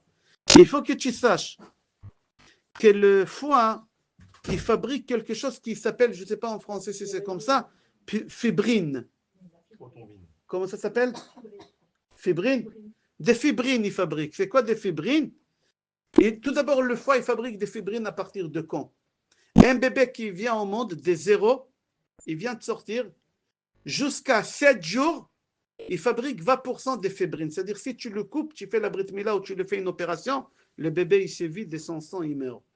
Comment on fait des opérations à des bébés? Parce qu'il y a aujourd'hui, ils se sont modernisés. Mais avant ça, les bébés, ils mouraient. Qu'est-ce qui se passe au 8e jour? Qu'est-ce qu'ils disent les scientifiques? 110%. Qu'au 8e jour, ça monte à combien? 110. 110%. Pendant 24 heures dans ta vie. Le 8e jour, ça monte 110%. Et à partir du 9e jour, ça descend. Ça ne vous choque pas? C'est incroyable. Moi, à votre place, j'aurais tremblé. J'aurais eu des frissons, vous imaginez? Un bébé au 8e jour, son foie, il fabrique 110% des produits pour coaguler le sang. Pourquoi Hachem il a fait ça? Parce que le 8e jour, vous allez couper votre enfant et il a besoin de ça. Quand vous avez fini, le lendemain, au 9e jour, ça baisse à 100%. Toute notre vie, on a 100%. La grandeur de Hachem, vous imaginez? 10e chose. La Torah, elle s'engage par rapport aux animaux cachers et pas cachers. Il y a 4000 ans. Il y a 4000 ans, 4300 ans, la Torah. Aujourd'hui, est-ce que quelqu'un peut s'engager qu'il y a 3 sortes de mouches? Je donne un exemple. 3 sortes. Est-ce qu'aujourd'hui, il y a un zoologue, on dit en français? Zoologiste. Zoologiste. Il peut aujourd'hui s'engager et s'affirmer il y a 3 sortes de mouches dans le monde. Est-ce que quelqu'un? Non. Non. Parce que peut-être en Amazonie, on va découvrir encore un. C'est l'infini. Toujours on découvre des choses. Non, la Torah, elle est ferme il y a 4000 ans. La Torah, elle a dit il n'y a que 4 animaux dans toute la planète. Il y a 4000 ans, la Torah, elle a dit ça. Il n'y a que 4 animaux dans toute la planète. Il y en a 3 qui ruminent, mais ils n'ont pas les sabots fondus. Et il y en a un qui a les sabots fondus et qui ne rumine pas. Comment tu peux t'engager? D'où tu sais? Aujourd'hui, les scientifiques, ils ne s'engagent pas à dire une chose pareille. On ne peut pas savoir ce qui se passe aujourd'hui. Tous les jours, on découvre des nouveaux animaux, des nouveaux bêtes, des nouveaux mystiques, des nouveaux microbes. Tous les jours, on découvre. Non, la Torah, elle est ferme et elle est claire. Et j'ai dans les références, c'est marqué dans Sefer Vaïkra, chapitre 11, Pasuk 1. Kol mafreset parsa veshosa tchesa parsa ma'ala gera babema otato ochelo. La viande que tu as le droit de manger, c'est uniquement un animal qui a les sabots fondus et qui rumine. Et la Torah, elle te dit comme ça. Et il faut que tu saches qu'il y en a 4 animaux, il y en a 3 qui ruminent mais qui n'ont pas les sabots fondus, et il y en a un qui a les sabots fondus qui ne rumine pas. Allez chercher dans le monde entier, trouvez-moi un animal qui a les sabots fondus et qui ne rumine pas. Que le cochon. Et la Torah, elle s'est engagée. Trouve-moi une autre. Comment tu peux t'engager il y a 4000 ans? Parce que c'est lui qui a donné la Torah, c'est lui qui a créé le monde. Et il sait qu'est-ce qu'il y a dans le monde. La preuve, comme ça dit Rabbi Akiva, Moshe Zéologaya, il dit Rabbi Akiva comme ça. Il était chasseur. Amar Rabbi Akiva, Vechi Moshe, Kingi Aya. Kingi, c'est, comment tu as dit, zéologue? Zoologue ou zoologiste. Zoologiste, il était chasseur. D'où il savait, Moshe Rabbeinu, d'écrire ça? Mikan Tshuva l'omrim en Torah min Hashamayim. D'ici la preuve que la Torah, elle vient du ciel. C'est Hachem qui l'a écrit, la Torah. Et la Torah, elle nous dit il y a 4 animaux. C'est qui les 4 animaux? La Gemara dit le chameau, il rumine, mais il n'a pas les sabots fondus. Il n'y a pas un autre animal comme ça. Le chafan, le lapin. Et Arnevet, c'est la femme de lapin. Je ne sais pas comment on l'appelle en français. Arnevet. Et la 4e, qui est là, c'est le cochon, comme on a dit. D'accord? Venez, on va avancer. La Torah, elle s'engage, 11e chose, les poissons. La Torah, est-ce que quelqu'un est rentré dans la mer, dans les océans, pour voir toutes sortes de poissons? La Torah, elle écrit clair. Comment la Torah, elle peut s'engager? La Torah, elle te dit, il faut que tu saches, tout poisson qui se trouve dans les océans, comment il savait ça, la Torah? Est-ce que la Torah, elle est partie faire le tour de... Il dit, chaque poisson qui a des écailles, obligé qu'il a des nageoires. Ça n'existe pas au monde un poisson qui a des écailles, mais qui n'a pas de nageoires. Mais par contre, des poissons qui ont des nageoires, ce n'est pas obligé qu'ils ont des écailles. Ce n'est pas obligé. Comment tu t'es engagé à dire une chose pareille? Parce qu'Hachem, il a créé le monde. Hachem, il sait qu'est-ce qu'il dit. Je sais qu'est-ce que j'ai créé. C'est la preuve que la Torah, elle est du ciel, oui ou non. 12e chose, je vais essayer de faire vite pour ne pas trop tarder, parce que quand même, ça fait 1 heure. Je vais parler par cœur, je vais faire les choses. Vous savez, on a le rayon laser. Avec le laser, on fait beaucoup de choses. On peut faire des opérations très, très précises avec le laser. Aujourd'hui, les chirurgiens, ils font des lasers. Le laser, on peut graver des choses. On peut faire beaucoup de choses. Le laser, il existe depuis quand, le laser? Il y a quelques années. 70 ans. Le laser, il existe il y a 70 ans. On commençait à l'utiliser. Pas du tout. Le laser, il existe depuis la création du monde. C'est marqué Mishnah Maxime de nos pères, Asarat Varim Nivreu Be'erev Shabbat Ben Hashmashot. 10 choses, Hachem, il a créé quelques minutes avant la rentrée des Shabbat. Parmi les 10 choses, Hachem, il a créé le Shamir. C'est quoi le Shamir? C'est un ver de terre qui a de son œil, il y a un rayon laser qui sort. Et pourquoi Hachem, il a créé? Pour qu'on puisse construire les Beth Amikdash, pour qu'on puisse graver sur les. Comment on appelle les pierres? Hein? En français. Le pectoral. Il fallait graver les noms. Mais pas avec un marteau, il fallait avec un rayon. D'où on a le rayon? Hachem, il l'a créé. Le rayon, il existe depuis toujours. Le rayon laser, Hachem, il l'a créé. C'est pas, ils ne l'ont pas inventé, les Américains. Les Américains, quand ils ont inventé le rayon laser, ils étaient embêtés. Comment on peut stocker le rayon? Comment on peut... Aujourd'hui, il y a une machine de rayon, tu appuies sur un bouton off, tu appuies sur un bouton on, et ça... Comment à l'époque on a arrêté dans l'œil de ver de terre? Est-ce que le ver de terre, il avait on-off? Non, comment on l'a arrêté? La Torah, elle dit, il faut prendre du plomb, il faut fabriquer une boîte du plomb, on mettait le ver de terre dedans, parce que la seule matière que le ver de terre, il ne peut pas traverser, c'est le plomb. Que le rayon, il ne peut pas traverser. Il y a des dentistes ici? Non, il n'y a pas de dentistes. Il y a des radiologues? Ceux qui font la radiologie toute la journée, les dentistes qui font des radios, ils mettent sur eux une blouse et elle est lourde. Qu'est-ce qu'il y a dedans? Du plomb. Pourquoi? Pour ne pas voir les rayons. D'où ils ont appris ça? C'est dans la Torah. Il y a 4000 ans. Dans la Torah, il y a 4000 ans. D'accord? Il y a 4000 ans, c'est marqué dans la Torah. J'aimerais parler de la radiologie. C'est quoi une radio? Quand il a cassé la main, Chas v'Shalom, pour voir est-ce qu'elle est cassée, on la fait rentrer dans un appareil. L'appareil, elle rentre à l'intérieur et il y a une photo qui elle sort. Ça s'appelle la radiologie. Depuis quand ça existe, ça? Depuis la sortie d'Égypte, on l'a utilisé. C'est marqué dans la Torah. J'ai dans les références. Dans Sefer Shemot, chapitre 13, pasuk 21. Ve'adonai olech lifnehem yomam be'amud anan, lanchotam aderech ve'layla be'amud esh la'ir lahem. Ils avaient un poteau du feu. Quand nous on est sortis d'Égypte, on avait deux poteaux. Un poteau, c'était le GPS, l'anchotam aderech. Le GPS, ça existe depuis. Comment Moshe Rabbeinu dans le désert? Il savait 40 ans, il nous a fait marcher. Comment il savait à droite, à gauche, devant, derrière? Il avait un GPS. Le GPS, ce n'est pas les Israéliens.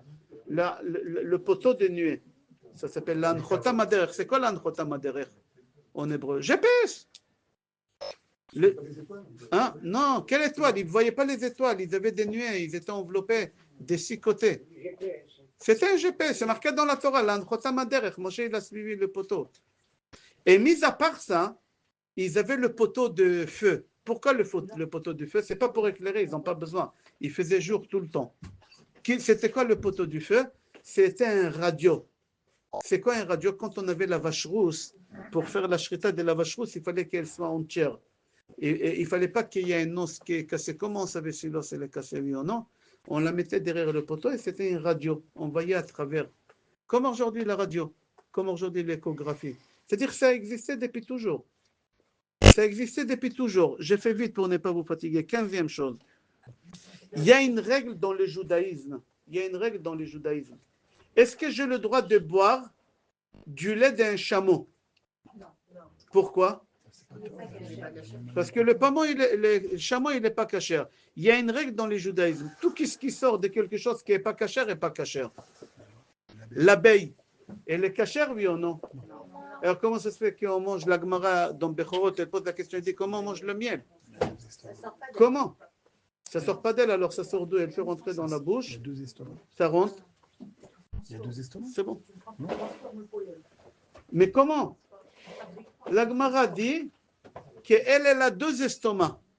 La Gemara dit, l'abeille, elle a 2 estomacs. Elle a un estomac où elle mange, et après ça va aux toilettes, ou ça va dans le corps, etc.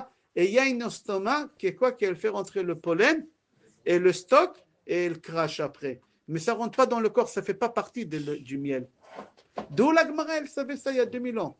Est-ce qu'ils avaient des radios? Est-ce qu'ils avaient des microscopes? Comment la Gemara, elle dit que l'abeille, elle a 2, et c'est pour ça le miel, il est cachère? C'est Hachem qui l'a transmis à Moshe Rabbeinu, c'est Hachem qui l'a créé l'abeille, et Hachem, il sait qu'est-ce qu'il fait. D'accord? Comme ça, c'est marqué.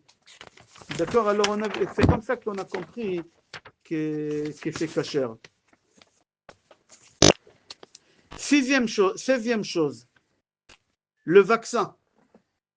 On a fait le vaccin de Covid, on fait le vaccin contre la grippe en ce moment. C'est quoi un vaccin? Il y a des médecins? C'est quoi? Je n'entends pas. Il y a des pharmaciens? C'est quoi un vaccin? C'est un virus atténué.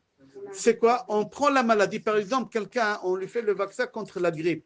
On prend le virus de la grippe, on le fait travailler et on l'injecte la maladie. Le corps, il va fabriquer des anticorps contre cette maladie et tu es protégé. Le Covid, c'était la même chose. Le Covid, on a pris le Covid et on l'a fait travailler, on l'a injecté aux gens des petites quantités. Le corps, il fabriquait des anticorps contre la maladie. C'est ça un vaccin. Qui l'a inventé le vaccin? Qui l'a inventé le premier vaccin? Qui? Pasteur. Alors écoutez le monstre. Écoutez le mensonge de la médecine. Madame, ouvrez les oreilles. Regardez qu'est-ce qu'on vous a baratiné chez vous. Regardez.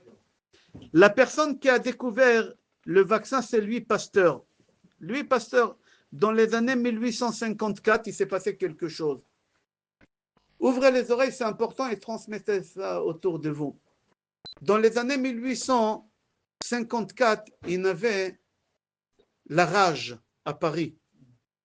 Des chiens qu'ils ont mordus, des chiens qui étaient enragés, ils ont mordu, et des enfants, ils mouraient tous les jours, comme l'époque de Covid, 400 000 tous les jours, 500 000 tous les jours. À l'époque, ce n'était pas comme ça, ils n'étaient pas peuplés comme aujourd'hui, mais ils mouraient 20, 30, c'est l'équivalent des 500 000, 600 000 d'aujourd'hui. Alors, le grand professeur de l'époque, c'était qui? Chercheur, c'était Pasteur. Alors, l'État français, ils ont donné une mission à Pasteur de trouver un remède, un médicament. Le vaccin, ça n'existait pas, les vaccins. Personne n'a pensé au vaccin. L'associé des pasteurs, c'était qui? Le grand rabbin de Paris. Lui aussi, il était chercheur. Et lui, il étudiait la Gemara. Marqué dans Google après, il s'appelait Rav Israël Michael Rabinovitch. Il était chercheur, c'était l'associé des pasteurs. Et lui, il est en train de traduire le Talmud en français dans les années 1854. Et quand il est arrivé dans la Gemara Yoma, page 84, ouvrez Gemara Yoma, page 84, la Gemara dit, s'il y a quelqu'un qui s'est fait mort par un chien enragé, qu'est-ce qu'on fait? La Gemara dit, qu'est-ce qu'on fait? Voilà le remède. Ils sont en train de chercher avec Pasteur des millions à l'époque pour trouver des remèdes. Et lui, Rav Israël Michael Rabinovitch, il trouve le remède dans la Gemara. Qu'est-ce qu'elle dit la Gemara? C'est lui qui a été mordu par un chien enragé. Il faut prendre un chien enragé, lui prendre le foie, où il y a toute la maladie concentrée, et donner à la personne qui est malade. Donne-lui à manger. Et comme ça, son corps, il va fabriquer des anticorps, il va guérir de la maladie. Rav Israël, il ne connaissait pas ces choses-là, Rav Israël Rabinovitch. Qu'est-ce qu'il a fait? Il est parti voir son associé pasteur. Il a dit, regarde, chez nous, c'est marqué que quelqu'un qui est enragé, toi, tu fais des recherches, c'est marqué les médicaments. Viens, on va prendre un chien enragé, on va donner au malade. Il dit, mais tu es fou? Non, on protège de la rage tout le monde. Toi, tu veux donner la rage à tout le monde, tu es malade. Il dit, qu'est-ce que tu t'en fous? Rav Israël Michael Rabinovitch, qu'est-ce que tu t'en fous? Viens, on va prendre des gens qui sont en train de mourir à la fin, on va leur donner du foie d'un chien enragé. Il a dit, bon, d'accord, de toute façon, ils vont mourir, ils leur ont donné. Tous ceux qui ont pris le foie d'un chien enragé, ils ont guéri. Tous ceux qui étaient encore en bonne santé, mais qu'on ne leur a pas donné, ils sont morts. Alors là, lui, Pasteur et Rav Israël Michael Rabinovitch, ils ont dit, on va essayer de fabriquer des vaccins. C'est quoi des vaccins? On va fabriquer la maladie et on va injecter aux gens, on va vacciner en français, ça s'appelle tout simplement. Alors, madame, qui a créé le vaccin? Pasteur ou Hachem? Pasteur ou la Torah? Alors, il ne faut pas dire que Pasteur, il l'a créé. On dit il faut boire de lait pasteurisé. Pourquoi on dit pasteurisé? Pourquoi? Parce que Pasteur, il a dit qu'il y a des microbes dans le lait et il faut chauffer le lait à 40 degrés avant de le boire. Alors, le lait, il est pasteurisé. Mais d'où Pasteur, il savait ça? Dans la Gemara, il a lu ça avec Rav Michael Rabinovitch. Il ne faut pas boire du lait de la vache. Avant, les gens, ils partaient chez la vache et ils étaient comme une maman. Avant, les gens, ils faisaient ça. Non, il y a des maladies. Avant, ils ne savaient pas les gens. La Gemara dit non, tu prends le lait, tu le chauffes après. Et c'est de là que lui, il a dit, alors tout le monde il dit, ah, la science. Et ça restait jusqu'à aujourd'hui. Ce n'est pas la science, c'est la Torah. C'est la Torah. Pasteur, il n'a pas inventé. Le lait pasteurisé, etc. L'hyposition. Ce n'est pas le docteur brésilien. C'est un Brésilien qui a découvert l'hyposition. Il faut faire entrer des tuyaux et aspirer la graisse. Qui a fait la première hyposition au monde? Non, tu n'es pas loin, son copain. Non. Oui, son copain. Rabbi Meir? Non. Le fils de son copain. Rabbi Shimon Bar Yochai, il avait un fils qui s'appelait Rabbi Eliezer. Il est enterré à côté de lui. Il était énorme. Il était obèse. 180 kilos, c'est énorme. 180 kilos. Il a demandé à ses élèves de lui aspirer de la graisse. La Gemara, il explique comment il l'a. C'est exactement la même méthode qu'on fait aujourd'hui. Les positions, ils appellent. C'est marqué dans la Gemara, Rabbi Eliezer, c'est marqué dans la Gemara, Beoto Yom Sha'avulo Shisha Litrin. Ils l'ont aspiré 6 litres de graisse. Vous imaginez? 4 ou 5 bouteilles comme ça, ils l'ont aspiré de graisse. Aujourd'hui, c'est ça qu'est-ce qu'ils font. Tu vas faire l'hyposition, tu sors de là-bas avec 4 bouteilles de graisse comme ça, d'1,5 litre. C'est marqué dans la Gemara, il y a 2000 ans, je n'invente pas des choses, ouvrez la Gemara et vous allez trouver ça. 18e chose, est-ce qu'il y a de l'eau dans l'espace? Jusqu'à il y a 5 ans, c'est tout, pas plus que ça, les scientifiques, les astronomes, ils ont dit il n'y a pas de l'eau dans l'espace, il n'y a pas. Dans la Lune, ils ont envoyé des trucs, ils ont envoyé tout. Il y a pas, ils n'ont pas trouvé de l'eau. Il y a 5 ans, ils ont commencé à trouver de l'eau dans l'espace. Qu'est-ce qu'elle dit la Torah? Est-ce qu'il y a de l'eau dans l'espace? Oui ou non? Dans Sefer Bereshit, chapitre 1, au début, pasuk 7, c'est marqué là-bas. Vayavdel Elohim ben hamayim asher mitachat lashamayim ou ben hamayim me'al lashamayim. Hachem, il a mis de l'eau ici, mais 1 milliard de fois de l'eau qu'il y a ici, il y a dans l'espace, ils sont stockés. Comment ça se fait qu'ils ne tombent pas? Rabbi Shimon Bar Yochai dit ils sont glacés, Hachem il les a glacés. Hachem il les a glacés, c'est des mini-glaces. C'est des micro-glaces. Comme ça, il dit Rabbi Shimon Bar Yochai il y a 2000 ans. C'est marqué comme ça dans Midrash Rabbah aussi. Qu'est-ce qu'il dit la séance? Professeur Fred Weipel, il est à l'université à Harvard, il y a 5 ans. Il a prouvé qu'il y a de l'eau dans l'espace qui est congelée au mini-micro, comme c'est marqué dans le Zohar. On dirait qu'il a pris le Zohar, il a copié, mais lui, il a dépensé des milliards pour arriver à cette conclusion. Il a été payé pour arriver à ça.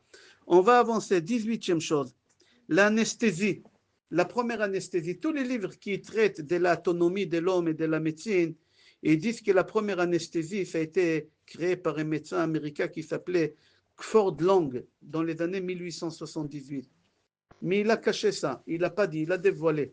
Dans les années 1846, il y a un dentiste qui s'appelait William Marton, qui a commencé à utiliser ça, à endormir les gens. Quand il arrachait des dents, il a commencé à utiliser. Avec quoi? C'était quoi l'anesthésie? Quand vous partez chez les dentistes, quand ils vous anesthésient, vous sentez le goût des clous de girofle. C'est le clou de girofle, c'est comme ça qu'il a découvert. Alors l'anesthésie, ça existe depuis cette date ou avant? Regardez Gemara, Baba Metzia, page 83. C'est marqué là-bas. Rabbi Elazar, le fils de Rabbi Shimon Bar Yochai, quand on l'a aspiré la graisse, alors pour qu'il se sente pas mal, il l'a endormi. Comment il l'a endormi? La Gemara dit Ashkuhu sama de shenata. Ils l'ont fait boire des somnifères. En français, ça s'appelle des somnifères. C'est marqué noir sur blanc. 19e chose, j'ai fait vite pour ne pas tarder. Le paratonnerre. Qui a découvert le paratonnerre? Vous savez c'est quoi le paratonnerre? En haut de chaque immeuble, il y a un bâton de fer. Quand il y a des tonnerres pour que l'immeuble ne s'explose pas, c'est lui qui reçoit. Même dans les avions, il y a le paratonnerre. Dans les avions, il y a une antenne. Ce n'est pas une antenne. C'est un paratonnerre. Comme ça, quand un avion il traverse des tonnerres, il ne s'explose pas l'avion. Qui a découvert le paratonnerre? Franklin. Sur le billet de $100, parce qu'il a découvert. Est-ce que vraiment c'est lui à 150 ans? Est-ce que c'est lui qui a découvert le paratonnerre? Pas du tout. C'est marqué dans le Tosefta, il y a 2000 ans. Si tu veux te protéger des baraques, baraque c'est le paratonnerre, plante au centre de ta maison un morceau de fer, comme ça quand il y a des tonnerres, c'est le morceau de fer qui reçoit le coup et ta maison elle est protégée. C'est marqué noir sur blanc. C'est pas Franklin qui l'a découvert ça. C'est marqué dans la Gemara. 20. La force de la parole. Là, j'aimerais que vous vous réveillez un peu. Jusqu'à maintenant, vous avez dormi. Réveillez-vous. C'est important. C'est des choses qu'on a testées il n'y a pas longtemps. J'étais en Israël la semaine dernière. Il y a 10 jours, j'étais en Israël. Il y a une semaine. Même pas. Je suis rentré lundi. On a fait des tests dans des endroits spéciaux avec des Hervé Roffé que tu connais. On a fait des tests avec des gens. C'est beaucoup, beaucoup d'argent. Vous pouvez le faire, mais il faut avoir les appareils. Nous, on était quelque part où il y a les appareils. On a testé pour des raisons. Tu prends de l'eau, tu mets dans un verre et tu dis des grossièretés. Crève, meurt, cancer. Tu dis à l'eau comme ça. Tu prends cette eau-là, c'est marqué dans la Torah. Tu prends cette eau-là et tu la mets en congèle en 3 heures dans un appareil qui descend à moins 25 degrés. Il y a des appareils comme ça. Un coup de congélation, ça s'appelle. Et quand tu prends ça, cette eau-là congelée, et tu la fais rentrer dans un microscope, tu regardes que l'eau, elle est trouble. Il y a des microbes. Vous savez, il y a un chocolat. Il y a le chocolat qui brille et des chocolats qui ne brillent pas. Après quelque temps, le chocolat ne brille pas. Quand est-ce que le chocolat il brille? Quand il y a les micros de sucre, il y a du sucre. Quand les micros ils sont bien alignés, alors ton cerveau il capte brille. Mais quand le chocolat il devient vieux, le sucre il bouge, alors tu le vois trouble. D'accord? L'eau, si tu dis des grossièretés, dans une maison, tu te disputes et tu dis des grossièretés, la parole, elle a une force. Elle a une force à détruire une maison, détruire la santé, détruire la parnassa. Dans une maison qui ont dit des grossièretés, alors on a testé ça. En Israël, la semaine dernière, on a testé ça. Tu dis des grossièretés, tu le fais rentrer pour lui donner un coup de froid de moins 25 degrés. Il y a des appareils comme ça en Israël, ils l'ont. Et après, tu le fais rentrer dans un micro et tu regardes, tu vois, c'est trouble. Les micros, ils ne sont pas arrangés. Parfois, même il y a des formes, des démons, des choses. Oui, parce que tu as donné la force négative à cette eau-là. Tu vois des choses comme ça, des formes, c'est que des formes. Tu prends un verre d'eau et tu dis des belles paroles. Je t'aime, trésor, mon amour, des cœurs comme ça, des belles paroles. Tu lui donnes un coup et tu le fais rentrer dans l'appareil, tu regardes, tu vois les cristaux. Je peux vous montrer des photos. Ils sont comme des étoiles, magnifiques, avec des couleurs extraordinaires, comme des diamants. C'est de l'or. C'est la même eau que tout à l'heure. Mais seulement ici, tu as dit, on a testé autre chose. On a pris deux plantes. Dans une plante, on a mis dans une pièce et on a mis là-bas une machine qui elle dit des grossièretés. Et dans l'autre chambre, on a mis des machines qui elle fait la musique d'amour. Que de belles paroles, des musiques de Alain Deloin et Claudia Chiffon, etc. On a mis. 3 jours après, on est revenu. La plante, on a mis des machines qui disent des grossièretés. La plante, elle a pourri, elle est morte. La plante, elle a une vie. L'autre plante, elle a poussé à une vitesse 3 fois qui est normale. 3 fois qui est normale. Pourquoi on a fait ça? On a fait des tests, il y a des raisons commerciales pour vendre ça à des agriculteurs, pour faire pousser les choux et toutes ces choses-là 3 fois plus vite. On ne va pas rentrer dans ça. À quoi j'aimerais arriver? Que la parole, elle a une force. La parole, elle est destructive et elle est constructive. Des choses que tu ne vois pas dans l'air, tu ne le vois pas. Et c'est marqué comme ça. C'est marqué comme ça. Dans le Ktoret, vous faites le Ktoret. Tous les matins, on fait le Ktoret. On l'a fait 3 fois dans la journée. Qu'est-ce qui est marqué dans le Ktoret? Chez Hakol, Yafel la Bessamim. C'est quoi Hakol? La voix, elle est bonne pour la plante. Si tu dis des belles paroles à la plante, elle va pousser 3 fois plus vite que normal. C'est marqué noir sur blanc. D'accord. On va avancer. Est-ce que l'air, il a du poids? Est-ce que l'air, il pèse? Est-ce qu'il a du poids? Aidez-moi, vite. Qui a dit non? Il y a de la résistance. Bien sûr qu'elle a du poids. L'air, il a du poids. Vous savez combien de tonnes on a sur nous? Demandez à Google si vous ne me croyez pas. C'est marqué dans la Gemara. Chacun, il a sur lui 10 tonnes. Si je mets 1000 kilos sur toi, 1 tonne, tu ne peux pas te lever. Si je m'assois sur tes épaules, tu peux te lever? Non. 80 kilos, je m'assois sur toi, tu ne peux pas te lever. Comment ça se fait qu'on se lève? Regardez, j'ai 10 tonnes sur moi, je me lève, je m'assois, je marche. Comment ça se fait? Je ne suis pas fatigué. Comment tu n'es pas fatigué? Il y a 10 tonnes. Les goïms, ils disent, chacun il a 10 tonnes du poids de l'air. C'est la pression de l'air sur nous. L'air, il a un poids. Bien sûr que ça pèse l'air. La Gemara dit qu'Hachem il a mis un mangenon. Mangenon en français, ça veut dire un mécanisme dans le corps qui sait lui-même gérer tout seul le poids. Vous imaginez la grandeur de Akadosh Baruch Hu? Venez, on va faire un résumé. On a fini le cours Baruch Hashem. On va faire un résumé. Au début du cours, je suis désolé. Madame Zarka, je suis désolé. Et au début du cours, on a dit que il y a des gens qui se posent des questions. La Torah, elle a été donnée par Hachem à Moshe Rabbeinu. Est-ce que la Torah, elle est vraie, elle n'est pas vraie? Est-ce qu'Hachem, il existe? Hachem, il n'existe pas. Alors, il y a des gens qui vont chercher des preuves d'après la science, d'après toutes ces choses-là. On n'a pas besoin. Tout est dans la Torah. Eux, ils viennent chez nous, ils vont trouver tout dans la Torah. Moshe Emet, Vetorato Emet. Moshe, il est vrai et la Torah, elle est vraie. Moshe, il est vrai. Mais je peux continuer encore. Il y a beaucoup de choses. Je peux continuer encore seulement sur le mot Emet. Je vais finir avec ça parce que c'est extraordinaire. Vous allez vous amuser ce soir à la maison. Valeur numérique des Emet. Aleph, Mem, Taf. Toujours quand il y a la vérité, il y a le chiffre 9. 441. 441, 4 plus 4, plus 1, 9. C'est Emet. Sheker, toujours c'est 6. C'est à l'envers. Tu prends 9, tu fais comme ça fait 6. Chaque fois quand tu vas le chiffre 6, c'est le mensonge. Chaque fois quand tu vas la vérité, c'est le chiffre 9. Prenez la Torah. Chaque mot de la Torah, c'est la valeur numérique 9. Je vais vous choquer. Donnez-moi, peu importe quel mot de la Torah que vous voulez, c'est 9. Venez, on va faire un mot rapide. Moshe, Il est courant, c'est pour ça que je prends Moshe. Même, c'est combien? 40. Shin, c'est combien? 300, ça fait 340 et 5, 345. On est d'accord? Alors, marquez 345. Valeur petite, sans les zéros. Même, c'est combien? 4. Shin, c'est combien? 5, c'est 5. Ça fait combien? Ça fait combien? 12. Tu fais 345 moins 12, ça fait combien? 333. Ça fait 9. 3 plus 3 plus 3, 9. Prenez n'importe quel mot de la Torah, vous mettez la grande gematria, la petite gematria, ça sort. Parce que la valeur numérique des Moshe, même Shiné, ça fait. La Torah, elle est émette. Si tu prends peu importe quel mot en français, ça va sortir 6.